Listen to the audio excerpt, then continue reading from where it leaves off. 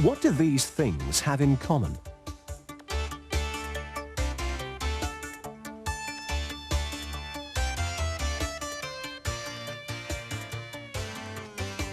The answer is this. It's hard to imagine that thick, black crude oil is the source of so many familiar things. Not just fuel and oils for cars, planes and ships, but plastics, fibers, detergents, 1,001 items in the home, office and industry.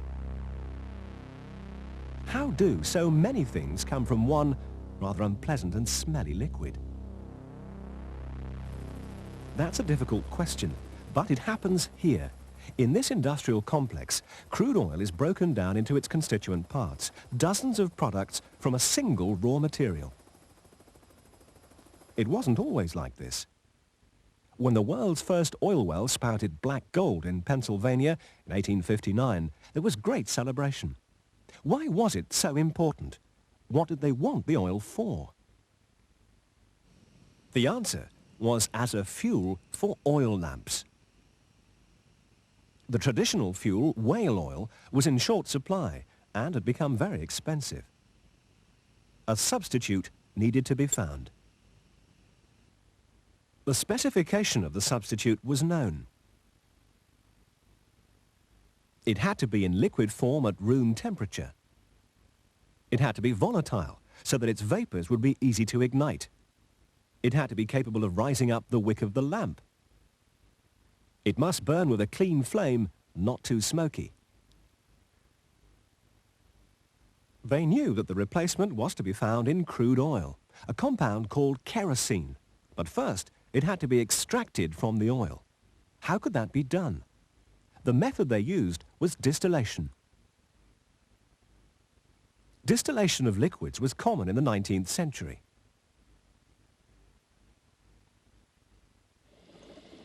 First, a liquid mixture is heated. As it boils, vapors are produced. When the vapors touch the cooler parts of the apparatus, which are at room temperature, they condense back into liquid. The temperature reading rises quickly to the boiling point of the liquid which is condensing. The vapors, these are what we're trying to isolate, can be passed through a Liebig condenser so that condensation takes place and the resultant liquid collected. It's only a part of the original liquid, so it's called a fraction. The kerosene produced by distillation of Pennsylvania oil made it an ideal lamp oil. State, liquid at room temperature, boiling point between 150 to 250 degrees Celsius, which makes it moderately volatile. Ignites easily at room temperature. Low viscosity, burns cleanly. With an ample supply of crude oil and using simple technology, kerosene became plentiful. As for the rest of the mixture, well, they didn't know what to do with it, so most of it they simply burnt off or dumped.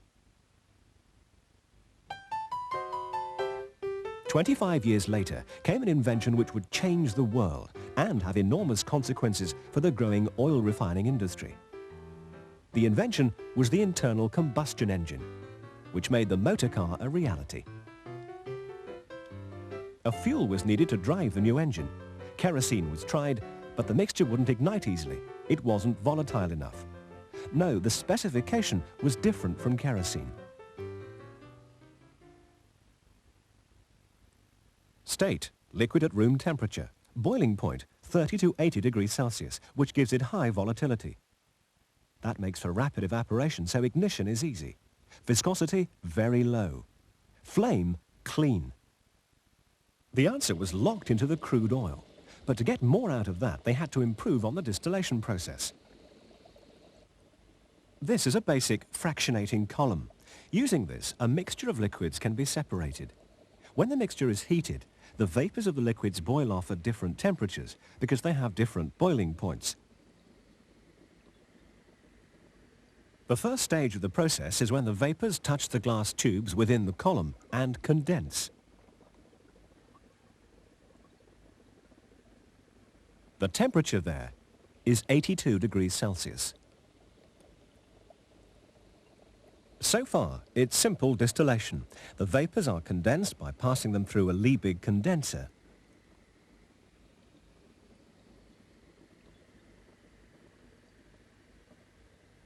The first fraction is collected. But in a fractionating column, other parts of the mixture continue to rise.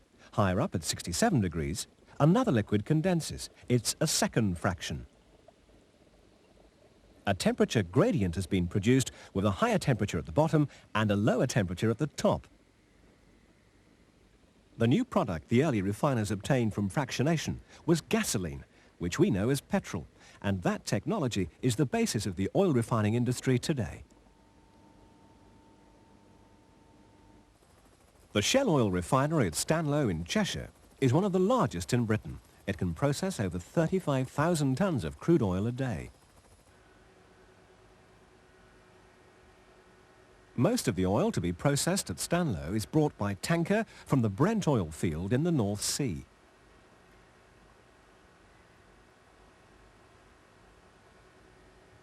The oil is pumped on shore, then sent by pipeline to the refinery 15 kilometres away.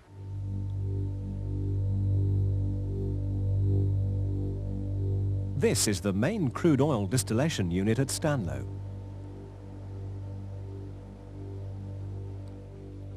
The heart of it is the fractionating column. At first sight, it bears little resemblance to the laboratory equipment we've seen. But strip away the pipes and the principle is the same. Crude oil is heated in a furnace to around 350 degrees Celsius and is pumped in close to the bottom of the column. At that point, it's a mixture of vapors and fine droplets. The vapors rise and some of the heavier droplets fall. Inside the column, there are trays where different fractions of the oil are collected. Each fraction is a liquid mixture with a narrow range of boiling points. Notice the temperature gradient. Different products are drawn off at different levels. Right at the top are the most volatile compounds, the light gases such as methane and butane, as used in hot air balloons. As the temperature gets higher, going down the column, the fractions are liquid. There's gasoline, which we know as petrol. Naphtha, an important chemical feedstock. Kerosene, which is now used as a fuel for planes. Gas oil or diesel. Getting heavier at higher temperatures further down, mineral oil to make lubricants. And at the bottom of the column, very thick liquids and solids such as wax, grease and bitumen, which have a very high boiling point. It's simple distillation, happening continuously at different levels. But why do all these different compounds separate? Crude oil is a complex mixture of gases, liquids and solids dissolved in those liquids. All the parts of the mixture are compounds of the elements hydrogen and carbon. They are called hydrocarbons. The simplest hydrocarbon is a gas, methane. On paper, its molecule is usually written like this, but in fact it's more like this, pyramid-shaped, a tetrahedron. A carbon atom always forms 4 bonds, and most commonly does so with atoms of hydrogen. Carbon atoms can also bond together end to end to form long chains with many atoms in them. The bond between any 2 carbon atoms is very strong. The length of the chain determines most of the physical properties, and here's the key to understanding how refining works. Compounds with short chains are gases or liquids that boil easily. They're very light and volatile. Compounds with medium-length chains boil at higher temperatures. They are low-viscosity liquids. Compounds with very long chains are solids. At Stanlow, the results of processing North Sea crude oil in the fractionating column are these. Calculating by weight, the light gases only make up 2% of the products. Gasoline is 15%. Naphtha is 10%. Kerosene, 15%. Gas oil, 25%. The rest, 33%, is the heavy residue such as bitumen. This is a typical split from the basic refining process. But at the beginning of the 20th century, it wasn't good enough. Within a few years of the introduction of the motor car, there just wasn't enough gasoline to keep up with the soaring demand. In the year 1900, there were fewer than 5,000 cars in the United States. By the outbreak of the First World War, there were more than 1.6 million. Oil refineries were producing too little gasoline and too much of the heavier fractions such as gas oil. Could that balance be changed? And if so, how? A new technique had to be devised. Here, a fraction of oil absorbed in glass wool is being warmed. The heat causes vapors to be produced. They pass over a hot catalyst, which allows a reaction to happen faster and at a lower temperature. The catalyst is simply broken porcelain, which provides a surface where a reaction can take place. There are two products from the reaction. The first is a clear liquid, which distills into a collecting tube. The second product is a gas, which is collected over water. So what has happened? Let's compare the original fraction with the distillate. The original fraction is quite viscous.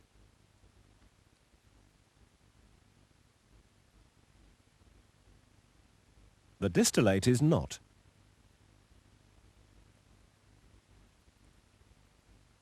If a lighted taper is applied, they react quite differently. The original fraction does not ignite when a flame is near. But the distillate ignites very easily. It's much more volatile than the original, which suggests that it's a lighter fraction. Let's compare specifications. The original input, gas oil, has a boiling point of around 300 degrees Celsius. It will not burn and has high viscosity. The distillate output material has a lower boiling point of 50 degrees Celsius. It ignites easily and has low viscosity. The distillate matches the specification of the essential component of crude oil, gasoline. What has happened? In fact, when the long chain molecules in the fraction are subjected to high temperature in the presence of a catalyst, they break up into shorter chain compounds. The process is known as catalytic cracking. Today, catalytic cracking is as important commercially as the initial refining. It's carried out on a massive scale at Stanlow. This is the biggest cat cracker in Europe. The heavy fractions from distillation, the compounds with the long chain molecules, are the feedstock for this process. The fractions are heated and combined with a hot catalyst. In this case, it's aluminium oxide. The mixture is fed into the reactor. Heat is crucial. In the reactor, the temperature is 490 degrees Celsius. This level of energy is required to break the strong bond between the carbon atoms. The vapors from the reactor then pass to another fractionating column for further separation. During the reaction, the catalyst absorbs some of the hydrocarbon gases and it becomes coated with carbon. Steam is used to remove the hydrocarbons so that the catalyst can be put through the cracker again. It goes into the regenerator for cleaning and recycling.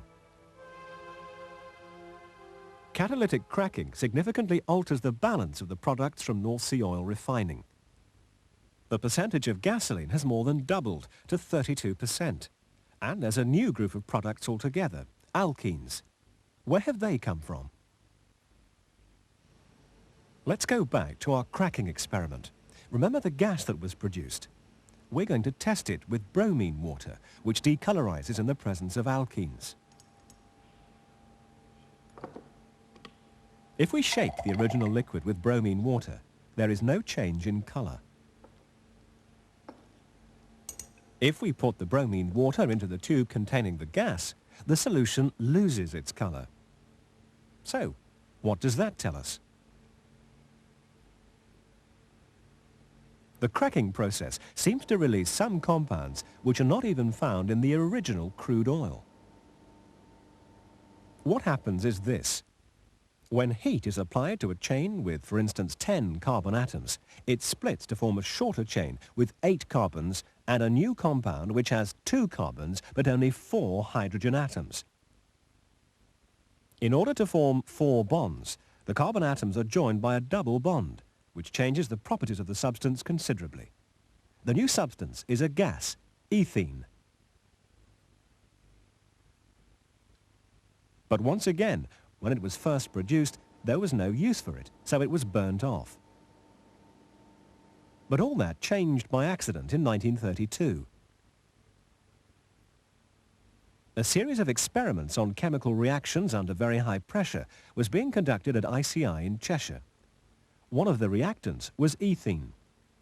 As notes from the time reveal, the equipment in fact leaked, and a waxy solid formed in the vessel. It was the first glimpse of polythene. What had happened? The reaction involved is almost the reverse of cracking.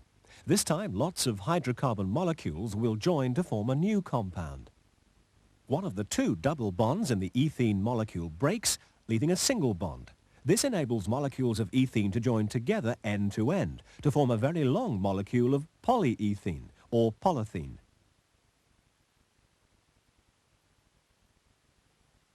The process is called polymerization, and a whole new industry has grown from that discovery.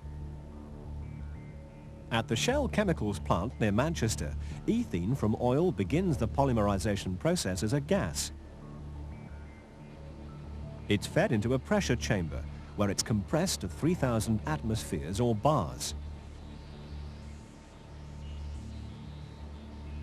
Steam is used to heat the gas to 170 degrees Celsius, and oxygen is added to initiate the polymerization reaction. The molecules of ethene come together to form the new substance, polyethene.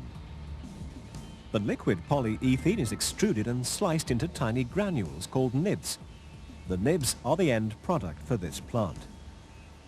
But some are tested in the laboratory on site. The nibs are fed into a reactor and heated, which causes them to melt and fuse together. The thick liquid polythene is then stretched out and air is blown in to form a continuous tube.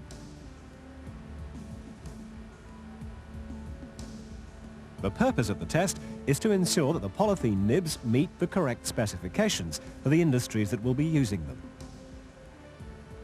The product here is polythene bags.